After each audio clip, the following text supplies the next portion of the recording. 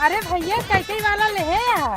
अरे भौजी हमारे पास 10 वाला बा, 15 वाला बा, 20 वाला, कितने वाला तुम्हें चाहे? अरे भैया 10 वाला निकाल दे। 10 वाला लेबू? हाँ। रुका देता ही। इला भौजी 10 वाला। अरे भैया ई ना यूजर का ना चाहे, वो करियो वाला दे, वो हमार फेवरेट है। अच्छा अच्छा करियवा लेबू? हाँ हाँ। तो हम लेबू करियवा? हाँ। अच्छा रुका करियवा देता ही। रुको जरा।